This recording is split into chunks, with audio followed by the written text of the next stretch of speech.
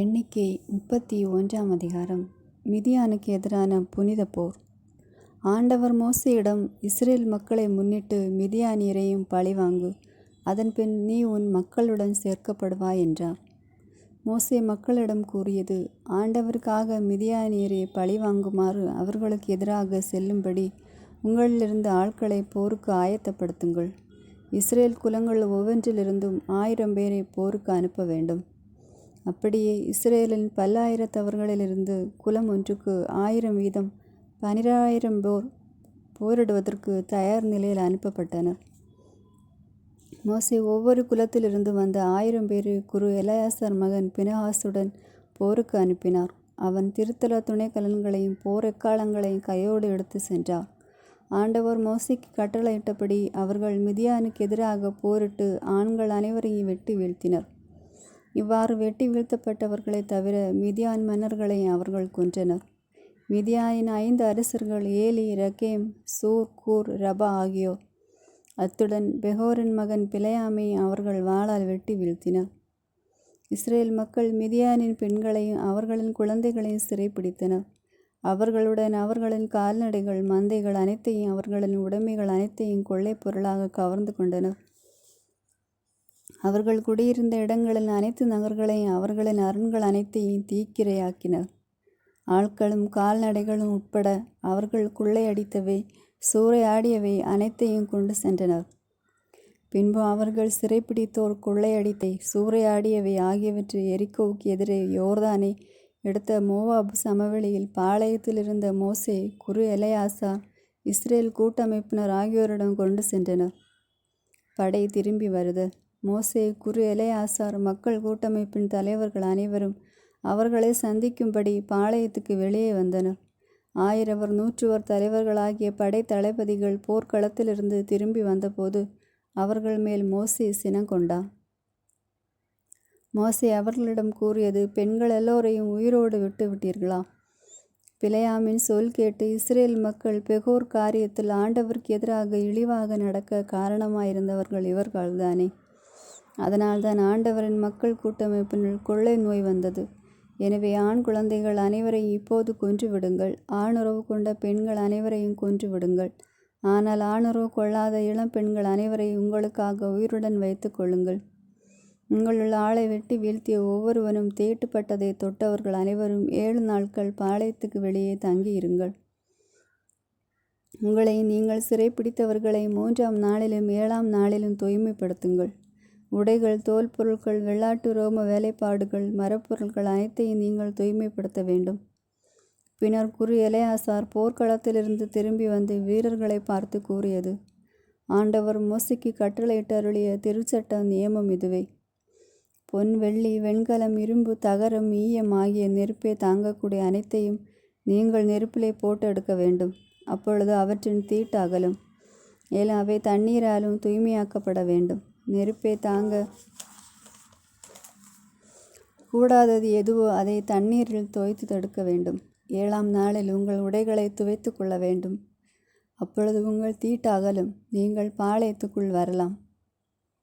கொள்ளை பொருளை பங்கிடுதல். ஆண்டவர் மோசேயிடம் கூறியது, ஆட்களிடம் கால்நடைகளிலும் கொள்ளையடிக்கப்பட்டவற்றையும் நீயும் குரு எலெயாசாரும் மக்கள் கூட்டமைப்பினர் மூதாதையர் வீட்டு தலைவர்களும் காண கெடுங்கள். போருக்கு சென்றிருந்த படை வீரர்கள் மக்கள் கூட்டமைப்பினர் அனைவருக்கும் இடையில் கொள்ளை பொருளை பங்கிடுங்கள். போருக்கு சென்றிருந்த படை வீரரிடமிருந்த ஆட்கள், மாடுகள், கழுதைகள், மந்தைகள் ஆகியவற்றில் 500 1 ஆண்டவருக்குரிய பங்காக கொடுங்கள். அவர்களுக்குரிய பாதி பங்கிலிருந்து அதை எடுத்து ஆண்டவருக்கு உயர்த்தி படைக்கும் படையலாக குரு எலெயாசாரிடம் கொடுக்க வேண்டும். இஸ்ரேல் மக்களுக்குரிய பாதி பங்கான ஆட்கள், காளைகள், கழுதைகள், மந்தைகள் ஆகியவற்றிலிருந்து 50க்கு 1 வீதம் எடுத்து ஆண்டவரின் திருவுறைவிடத்துக்கு பொறுப்பாயிருக்கும் லேவியரிடம் கொடுக்க வேண்டும். மோசேயும் குரு எலெயாசாரும் ஆண்டவர் மோசேக்கு கட்டளையிட்டபடியே செய்தனர். படை வீரர் சூறையாடிய கொள்ளை பொருட்களில் மீந்திருந்தவை 6,70,000 ஆடுகள், 72,000 மாடுகள், 61,000 கழுதைகள், ஆட்கள் மொத்தம் 37,000 பேர். அவர்கள் ஆணுறவு கொண்டிராத பெண்கள். போருக்கு சென்றவர்களுக்குரிய பாதி பங்கில் உள்ள ஆடுகளின் தொகை 3,37,500. ஆண்டவர் பங்கிலிருந்த ஆடுகள் 675, காளைகளின் தொகை 35,000. அவற்றிலிருந்து அவர்கள் ஆண்டவருக்குரிய பங்காக அளித்தவை 61. கழுதைகளின் தொகை 30,500, அவற்றிலிருந்து அவர்கள் ஆண்டவருக்குரிய பங்காக அளித்தவை 61. ஆட்கள் தொகை 16,000, அவர்களிலிருந்து ஆண்டவருக்குரிய பங்காக தரப்பெற்றவர்கள் 32 பேர்.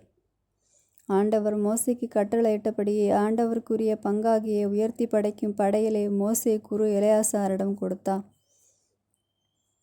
போருக்கு சென்றிருந்த ஆட்களுக்குரியது போக மோசே இஸ்ரேல் மக்களுக்கு பிரித்து கொடுத்த பாதி பங்கும், மக்கள் கூட்டமைப்புக்குரிய பாதி பங்கில் ஆடுகள் 3,37,500, காளைகள் 36,000, கழுதைகள் 36,500, ஆட்கள் 16,000 பேர். ஆண்டவர் மோசேக்கு கட்டளையிட்டபடியே இஸ்ரேல் மக்களுக்குரிய பாதி பங்கிலிருந்த ஆட்களிலும் கால்நடைகளிலும் 50க்கு 1 வீதம் எடுத்து அவற்றை ஆண்டவரின் திருவுறைவிடத்திற்கு பொறுப்பாயிருந்த லேவியரிடம் மோசே கொடுத்தார். பின்பு பல்லாயிரத்தவர் படைத்தளபதிகள், 1000 தலைவர்களும் 100 தலைவர்களும் மோசேயை அணுகினர். அவர்கள் மோசேயிடம், உமது அடியார்களாகிய நாங்கள் எங்கள் அதிகாரத்திற்குட்பட்ட போர் வீரரை எண்ணிய போது ஒருவரும் குறையவில்லை. அத்துடன் ஆண்டவர் முன்னிலையில் எங்களுக்கு கரை நீக்கம் செய்வதற்காக நாங்கள் ஒவ்வொருவரும் தேடி எடுத்த பொன்னாணிகளான காப்பு வகைகள், கடகங்கள், முத்திரை மோதிரங்கள், காது வளையங்கள், குமிழ்மணிகள் ஆகியவற்றை ஆண்டவருக்கு நேர்ச்சியாக கொண்டு வந்துள்ளோம் என்றனர். மோசேயும் குரு எலெயாசாரும் அவர்களிடமிருந்த கைவினைப் பொருட்களான எல்லா பொன் அணிகளையும் பெற்றுக்கொண்டனர். 1000 தலைவர்களும் 100 தலைவர்களும் ஆண்டவருக்கு உயர்த்தி படைத்த பொன்னின் நிறை மொத்தம் ஏறக்குறைய 200 கிலோகிராம். ஒவ்வொரு படை வீரனும் கொள்ளை பொருளை கவர்ந்து கொண்டான். மோசேயும் குரு எலெயாசாரும் 1000 100 தலைவர்களிடமிருந்து பொன்னை பெற்றுக்கொண்டனர். அதை ஆண்டவர் திருமுன் இஸ்ரேல் மக்களுக்கு ஒரு நினைவு சின்னமாக சந்திப்பு கூடாரத்தினுள் கொண்டு வந்தனர். 32ஆம் அதிகாரம். யோர்தானுக்கு கிழக்கில் இருந்த குலங்கள். ரூபன் புதல்வருக்கு காத்து புதல்வருக்கும் ஆடு மாடுகள் பெருந்திரளாயிருந்தன. அவர்கள் யாசேர் நாட்டையும் கிளையாது நாட்டையும் கண்டனர். அந்த இடம் ஆடு மாடுகளுக்கு ஏற்றதாக இருந்தது. எனவே அவர்கள் மோசே, குரு எலெயாசார், மக்கள் கூட்டமைப்பின் தலைவர்கள் ஆகியோரிடமிருந்து வந்து அட்டாரோத்து, தீபோன், யாசேர், நிம்ரா, எஸ்போன், எலெயாலே, செபா, நெபோ, பொயான் ஆகிய பகுதிகள் இஸ்ரேல் மக்கள் கூட்டமைப்பின் பார்வையில் ஆண்டவர் அடக்கிய நிலப்பகுதிகள் ஆடு மாடுகளுக்கு ஏற்றவை, அடியார்களுக்கு ஆடு மாடுகள் உண்டு என்றனர். மேலும் அவர்கள், உங்கள் பார்வையில் எங்களுக்கு தயை கிடைத்ததால் இந்த நாடு அடியார்களுக்கு உடைமையாக தரப்படட்டும், எங்களை யோர்தானுக்கு அப்பால் கொண்டு செல்ல வேண்டாம் என்றனர். ஆனால் மோசே காத்து புதல்வரிடமும் ரூபன் புதல்வரிடமும் கூறியது, நீங்கள் இங்கு உட்கார்ந்திருக்க உங்கள் சகோதரர் மட்டும் போருக்கு போக வேண்டுமா?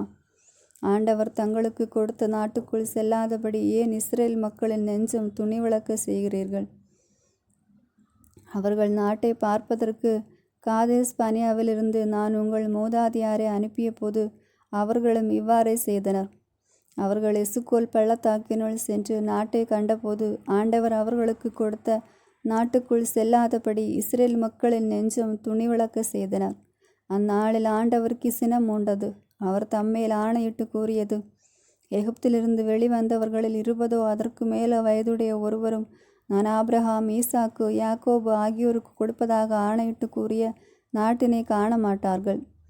ஏனெனில் அவர்களேன் முழுமையாக பின்பற்றவில்லை.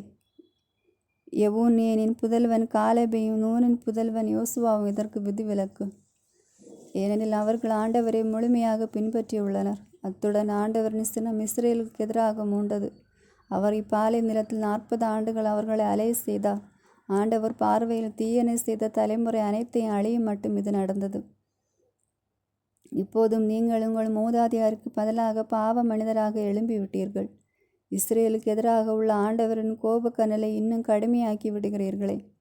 அவரை பின்பற்றுவதை விட்டு நீங்கள் விலகினால் அவரும் அவர்களை பாலை நிலத்தில் விட்டு விடுவார்.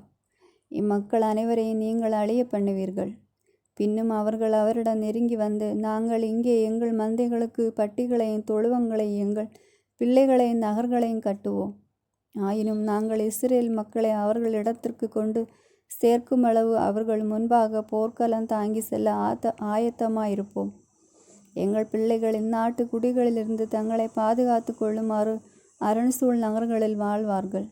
இஸ்ரேல் மக்களில் ஒவ்வொருவரும் தம் உரிமை சொத்தை உடைமையாக்கி கொள்ளும் வரை நாங்கள் எங்கள் வீடுகளுக்கு திரும்ப மாட்டோம். நாங்கள் யோர்தானுக்கு அக்கறையிலும் அதற்கப்பாலும் அவர்களுடன் எதையும் உடைமையாக்கி கொள்வோம். ஏனெனில் எங்கள் உரிமை சொத்து கிழக்கே யோர்தானுக்கு இக்கரையில் கிடைத்துள்ளது என்கிறார்கள். மோசே அவர்களிடம் கூறியது, நீங்கள் இதை செய்தால், ஆண்டவர் முன் போர்க்களம் தாங்கி சென்றால், உங்களில் போர்க்களம் தாங்கியோர் ஒவ்வொருவரும் ஆண்டவர் முன் அவர் தமக்கு முன் எதிரிகளை விரட்டி அடிக்கும் மட்டும் யோர்தானை கடந்து சென்றால், நாடு ஆண்டவர் முன்னிலையில் பணிந்தடங்கும். அதன் பின்பு நீங்கள் திரும்பி வருவீர்கள். ஆண்டவருக்கும் இஸ்ரேலுக்கும் கடமையை நிறைவேற்றியவராவீர்கள். இந்த நாடும் ஆண்டவர் முன்னிலையில் உங்கள் உடைமையாகிவிடும். ஆனால் நீங்கள் இதை செய்யாவிட்டால் நீங்கள் ஆண்டவருக்கு எதிராக பாவம் செய்திருக்கிறீர்கள். உங்கள் பாவம் உங்களை தொடர்ந்து பிடிப்பது திண்ணம். உங்கள் பிள்ளைகளுக்கு நகர்களையும் உங்கள் ஆட்டு மந்தைகளுக்கு பட்டிகளையும் கட்டுங்கள். நீங்கள் வாக்களித்தபடியே இப்பொழுது செய்யுங்கள். காத்து புதல்வரும் ரூபன் புதல்வரும் மோசேயிடம், எம் தலைவர் கட்டளைப்படியே அடியார்கள் செய்வோம். எங்கள் பிள்ளைகளும் மனைவியரும் எங்கள் மந்தைகள் கால்நடைகள் அனைத்தோடும் கிளையாத நகர்களில் தங்கியிருப்பர். ஆனால் எம் தலைவர் ஆணைப்படியே அடியார் ஒவ்வொருவரும் போர்க்களம் தாங்கியவராய் ஆண்டவர் முன்னிலையில் போரிடுவதற்காக தொடர்ந்து செல்வோம் என்றனர். இது பற்றி மோசே கூறிய எலெயாசார், நூனின் மகன் யோசுவா, இஸ்ரேல் மக்களின் குலங்களில் மூதையார் வீட்டு தலைவர்கள் ஆகியோருக்கு கட்டளை கொடுத்தார். மோசே அவர்களிடம், காத்து புதல்வரிலும் ரூபன் புதல்வரிலும் ஆண்டவர் முன்னிலையில் போரிடுவதற்கு போர்க்களம் தாங்கிய ஒவ்வொருவரும் உங்களோடு யோர்தானை கடந்து செல்வர். நாடு உங்களுக்கு முன் பணிந்தடங்கும். பின் நீங்கள் கிளையாது நாட்டை அவர்களுக்கு உடைமையாக கொடுக்க வேண்டும். ஆனால் அவர்கள் போர்க்களம் தாங்கி உங்களோடு கடந்து செல்லாவிட்டால் கானான் நாட்டில் உங்களுக்கிடையே அவர்களும் உடைமைகள் பெறுவர் என்றார். காத்து புதல்வரும் ரூபன் புதல்வரும் மறுமொழியாக, ஆண்டவரும் அடியார்களுக்கு சொன்னபடியே நாங்கள் செய்வோம். நாங்கள் ஆண்டவர் முன்னிலையில் போர்க்களம் தாங்கி கானான் நாட்டுக்குள் தொடர்ந்து செல்வோம். எங்கள் உரிமை சொத்தான உடைமை யோர்தானுக்கு அப்பால் எங்களுடனே இருக்கும் என்றனர். மோசே காத்து புதல்வர் ரூபன் புதல்வர் யோசேப்பு மகன் மனாசாயின் பாதி குலத்தவர் ஆகியோருக்கு எமோரிய மன்னன் சீகோனின் அரசையும் பாசான் மன்னன் ஓகின் அரசையும் நிலப்பகுதி நாடு முழுவதையும் அதன் நகர்களையும் அதை சுற்றியுள்ள எல்லைப்புற நகர்களையும் கொடுத்தார். காத்து புதல்வர் தீபோன் அட்டரோத்து அரேரபோர் அட்டரோத்து சோபான் யாசேர் யோக்பகா பெத்நிம்ரா பெத்காரன் ஆகிய அரண்சூழ் நகர்களையும் ஆட்டு மந்தைகளுக்கு பட்டிகளையும் கட்டினர். ரூபன் புதல்வர் எஸ்போன் எலையாலா கிரியாத்தீம் நெபோ பாகால் மெகோன் சிப்பா ஆகியவற்றையும் கட்டினார்கள். அவர்கள் கட்டிய நகர்களுக்கு பெயர் சூட்டினர். மனாசே மகன் மாக்கியர் புதல்வர் கிளையாதுக்கு சென்று அதை கைப்பற்றி அங்கிருந்து எமோரியரை துரத்தி விட்டனர். மோசே கிளையாதை மனாசே மகன் மாக்ரிக்கு கொடுத்தார். அவர் அதில் வாழ்ந்தார். மனாசே மகன் யாயிர் புறப்பட்டு சென்று அவற்றின் சிற்றூர்களை கைப்பற்றி கொண்டார். அவற்றை அவர் அவ்வோத்து யாயிர் என்று அழைத்தார். நோபாக் என்பவர் புறப்பட்டு சென்று கெனாத்தையும் அதன் சிற்றூர்களையும் கைப்பற்றி கொண்டார். அவர் அதை தம் பெயராலேயே நோபாகு என்று அழைத்தார். 33ஆம் அதிகாரம். விடுதலை பயணத்தின் தொகுப்பு. மோசே ஆரோன் ஆகியோர் தலைமையில் இஸ்ரேல் மக்கள் எகிப்து நாட்டை விட்டு படைத்திரளாக வெளியேறி சென்றபோது அவர்கள் பயணம் செய்த பகுதிகள் இதுவே. அவர்கள் புறப்பட்ட இடங்களை மோசே ஆண்டவர் கட்டளைப்படி படிப்படியாக எழுதி வைத்தார். அவர்கள் படிப்படியாக தங்கி புறப்பட்ட இடங்கள் இவை. முதல் மாதம் 15ஆம் நாள் அவர்கள் ரமஸிலிருந்து புறப்பட்டனர். பாஸ்காவின் மறுநாளில் இஸ்ரேல் மக்கள் எகிப்தியர் அனைவரின் பார்வையிலும் வெற்றி கை ஓங்கியவராய் வெளியேறினர். ஆண்டவர் அவர்களுக்கு சாகடித்த தங்கள் எல்லா தலைப்பெயர்களையும் அவர்கள் புதைத்து கொண்டிருந்த போது அது நடந்தது. அவர்கள் தெய்வங்கள் மேலும் ஆண்டவர் நீதி தீர்ப்பு வழங்கினார். இவ்வாறு இஸ்ரேல் மக்கள் ராம்சேஸிலிருந்து புறப்பட்டு சுக்கோத்தில் பாளையம் இறங்கினர். அவர்கள் சுக்கோத்திலிருந்து புறப்பட்டு பாலை நிலத்தின் ஓரத்தில் உள்ள ஏத்தாமில் பாளையம் இறங்கினர். பின் அவர்கள் ஏத்தாமிலிருந்து பயணமாகி பாகால் செபோனுக்கு கிழக்கே பிரகோரத்துக்கு திரும்பி மிக்தோலுக்கு முன் பாளையம் இறங்கினர். அகிரோத்தின் முன்னிருந்து கிளம்பி அவர்கள் கடல் நடுவே பாலை நிலத்துக்குள் கடந்து சென்றனர். அவர்கள் ஏத்தாம் பாலை நிலத்தில் 3 நாள் பயணம் செய்து மாராவில் பாளையம் இறங்கினர். பின்பு மாராவிலிருந்து புறப்பட்டு அவர்கள் ஏலீமுக்கு வந்தனர்.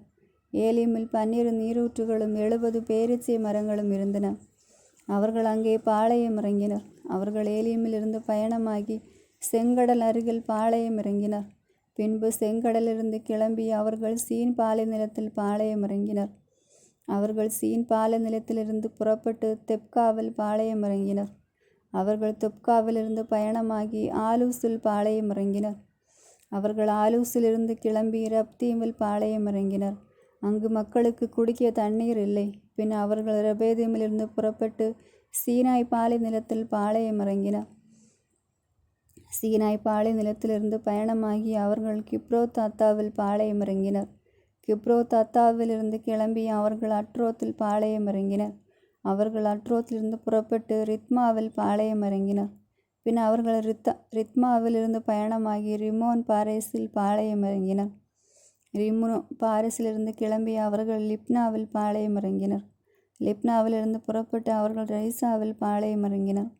பின்னர் ரிசாவிலிருந்து அவர்கள் பயணமாகி கெஹோலாதாவில் பாளையமிறங்கினர். கெஹோலாதாவிலிருந்து கிளம்பி அவர்கள் செபேர் மலையில் பாளையமிறங்கினர். பின்பு அவர்கள் செபேர் மலையிலிருந்து புறப்பட்டு அராதாவில் பாளையமிறங்கினர். அராதாவிலிருந்து அவர்கள் பயணமாகி மக்கோலத்தில் பாளையமிறங்கினர். மக்கோலத்திலிருந்து கிளம்பி அவர்கள் தாகாத்தில் பாளையமிறங்கினர். அவர்கள் தாகாத்திலிருந்து புறப்பட்டு தெராகில் பாளையமிறங்கினர். தெராகிலிருந்து பயணமாகி அவர்கள் மித்காவில் பாளையமிறங்கினர். மித்காவிலிருந்து கிளம்பி அவர்கள் அம்மோனசாவில் பாளையமிறங்கினர். பின்பு அஸ்மோனாவிலிருந்து புறப்பட்டு மோசேரத்தில் பாளையமிறங்கினர். மோசேரத்திலிருந்து அவர்கள் பயணமாகி பெனையாக்கானின் பாளையமிறங்கினர். பெனையாக்கானிலிருந்து கிளம்பி அவர்கள் ஓரகித்துக்குள் பாளையமிறங்கினர். ஓரகித்காதிலிருந்து புறப்பட்டு அவர்கள் யோற்றுபாவில் பாளையமிறங்கினர். பின்பு யோற்றுபாவிலிருந்து பயணமாகி அப்ரோனோவில் பாளையமிறங்கினர். அப்ரோனிலிருந்து கிளம்பி அவர்கள் எட்ரோசின் கெபோரில் பாளையமிறங்கினர். எட்ரோசின் கெபேலிருந்து அவர்கள் புறப்பட்டு காதேஸ் என்னும் சீன் பாலை நிலத்தில் பாளையமிறங்கினர். அவர்கள் காதேசிலிருந்து பயணமாகி ஏதோம் நாட்டின் ஓரத்திலிருந்த ஓர் மலையில் பாளையமிறங்கினர். பின்பு குரு ஆரோன் ஆண்டவர் கட்டளைப்படி ஓர் மலைக்கு ஏறி சென்றார். அவர் அங்கேயே இறந்தார். இஸ்ரேல் மக்கள் எகிப்து நாட்டிலிருந்து வெளியேறிய 40ஆம் ஆண்டு 5ஆம் மாதம் 1ஆம் நாளில் இது நடந்தது. ஓர் மலையில் ஆரோன் இறந்தபோது அவருக்கு வயது 123. கானா நாட்டிலுள்ள நெகோபில் வாழ்ந்த கானானியரான அராது மன்னன் இஸ்ரேல் மக்கள் வருவதை கேள்விப்பட்டான். பின்னர் ஓர் மலையிலிருந்து அவர்கள் புறப்பட்டு சல்மோனாவில் பாளையமிறங்கினர். சல்மோனாவிலிருந்து பயணமாகி அவர்கள் பூனோனில் பாளையமிறங்கினர். பூனோனிலிருந்து கிளம்பி அவர்கள் ஓபேத்தில் பாளையமிறங்கினர்.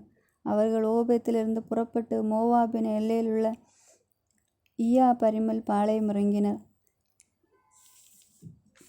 ஈயாபரிமிலிருந்து அவர்கள் பயணமாகி தீபோன் காதில் பாளையமிறங்கினர். தீபோன் காதிலிருந்து கிளம்பி அவர்கள் அல்மோன் திப்தலாமில் பாளையமிறங்கினர். அல்மோன் திப்தலாமிலிருந்து புறப்பட்டு அவர்கள் நெபோவுக்கு பின் அபாரிம் மலைகளில் பாளையமிறங்கினர்.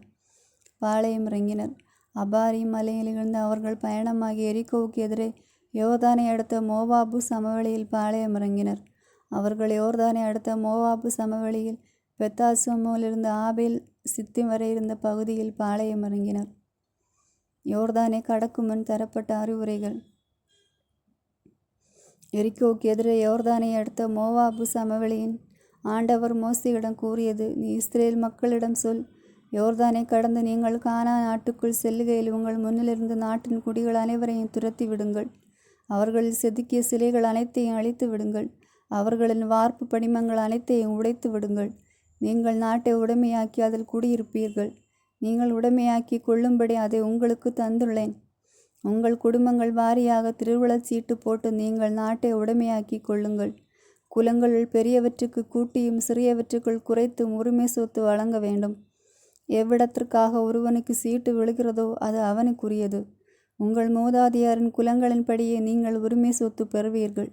நாட்டின் குடிகளை உங்கள் முன்னின்று நீங்கள் துரத்தவில்லை எனில் நீங்கள் தங்கியிருக்க அனுமதிப்போர் உங்கள் கண்களை குத்தும் கூராணிகளாகவும் உங்கள் விலாவை கீறும் முட்களாகவும் இருந்து நீங்கள் குடியிருக்கும் நாட்டில் உங்களை துன்புறுத்துவார்கள். நானும் அவர்களுக்கு செய்ய நினைத்ததை உங்களுக்கே செய்வேன். 34ஆம் அதிகாரம். நாட்டின் எல்லைகள். ஆண்டவர் மோசேயிடம் கூறியது: இஸ்ரேல் மக்களுக்கு கட்டளையிட்டு சொல், கானா நாட்டின் முழு பரப்பும் உங்களுக்கு உரிமை சொத்தாக வந்து சேரும். கானா நாட்டில் நீங்கள் நுழையும் போது உங்கள் தெற்கு பகுதி சீன் பாலை நிலத்திலிருந்து ஏதோமின் ஓரமாக செல்லும். அதன் எல்லை கிழக்கில் உப்பு கடலில் முடிவிலிருந்து துவங்கும் பகுதியாகும்.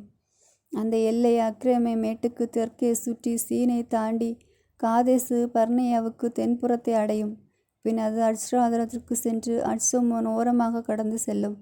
அந்த எல்லை அட்சோமிலிருந்து எகிப்தின் சிற்றாறு வரைக்கும் சுற்றி போய் பெருங்கடலில் முடிவுறும். உங்கள் மேற்கு எல்லை பெருங்கடலும் அதன் கரையோரமும் இதுவே உங்கள் மேற்கு எல்லை. உங்கள் வட எல்லையாக பெருங்கடலிலிருந்து ஓர் மலை வரை நீங்கள் எல்லையை வரையறுத்து கொள்ளுங்கள். ஓர் மலையிலிருந்து காமாத்தின் நுழைவாயில் வரை அதனை குறிப்பீர்கள். எல்லையின் முடிவு செதாதில் இருக்கும். அந்த எல்லை சிப்ரோன் வரை தொடர்ந்து சென்று அட்சரோனில் முடிவுறும். இதுவே உங்கள் வட எல்லை. உங்கள் கிழக்கு எல்லையாக அட்சரோனிலிருந்து செபாம் வரைக்கும் உள்ள பகுதியை குறித்து கொள்ளுங்கள். அந்த எல்லை ஐனுக்கு கிழக்கே செபாம் முதல் ரிப்லா வரைக்கும் செல்லும். அந்த எல்லை கிழக்கு நோக்கி சென்று கினரோத்தின் கடலின் சரிவை வந்தடையும். அந்த எல்லை யோர்தானுக்கு சென்று பின் உப்பு கடலில் முடிவரும். மோசே இஸ்ரேல் மக்களுக்கு கட்டளையிட்டு சொன்னது, திருவுளச் சீட்டு மூலம் நீங்கள் உடைமையாக்கி கொள்ளும் போகும் நாடு இதுவே. இதனை 9 குலங்களுக்கு பாதி குலத்துக்கு கொடுக்க ஆண்டவர் கட்டளையிட்டுள்ளார். மூதாதையர் வீடுகள் வாரியாக ரூபன் முதல்வர் குலமும், தங்கள் மூதாதையர் வீடுகள் வாரியாக காத்து முதல்வர் குலமும், மனாசேயின் பாதி குலமும் தங்கள் உரிமை சொத்தினை பெற்று விட்டனர். 2 குலங்களும் பாதி குலமும் யோர்தானுக்கு அப்பால் எரிகோவின் கிழக்கே கதிரவன் உதய நோக்கி தங்கள் உரிமை சொத்தை பெற்றுள்ளார்கள். ஆண்டவர் மோசேயிடம் கூறியது, உங்கள் உரிமை சொத்துக்காக உங்களுக்கு நாட்டை பங்கிட்டு தருவோரின் பெயர்களாவன. குரு எலெயாசா, நூனின் மகன் யோசுவா இவர்களை தவிர உரிமை சொத்துக்காக நாட்டை பங்கிடும்படி ஒவ்வொரு குலத்திலிருந்தும் தலைவன் ஒருவனை நீங்கள் தேர்ந்து கொள்ள வேண்டும்.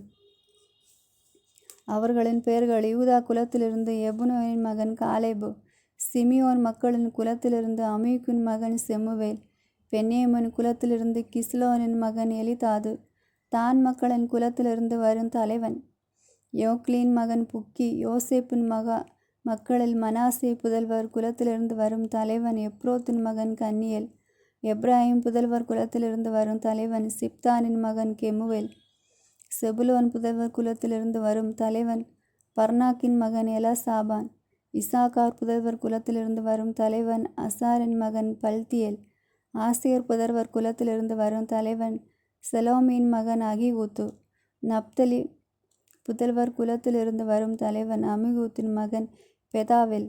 கானா நாட்டில் இஸ்ரேல் மக்களுக்கு உரிமை சொத்தை பங்கிடும்படி ஆண்டவரால் பணிக்கப்பட்டவர்கள் இவர்களே. லேவியருக்கு வழங்கப்பட்ட நகர்கள். எரிகோவுக்கு எதிரே யோர்தானை அடுத்த மோவாபு சமவெளியில் ஆண்டவர் மோசேயிடம் கூறியது, தாங்கள் உடைமையாக்கி கொண்ட உரிமை சொத்திலிருந்து லேவியர் குடியிருப்பதற்காக நகர்களை கொடுக்கும்படி இஸ்ரேல் மக்களுக்கு கட்டளையிடு.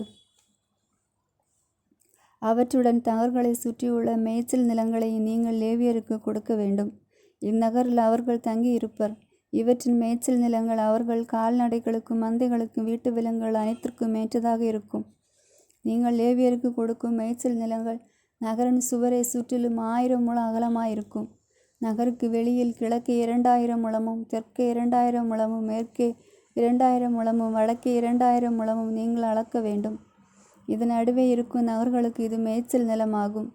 நீங்கள் லேவியருக்கு கொடுக்க வேண்டிய நகர்களாவன: கொலையாளி தப்பியோடி தஞ்சம் புகும் அடைக்கல நகர்கள் 6. இவை தவிர 42 நகர்கள்.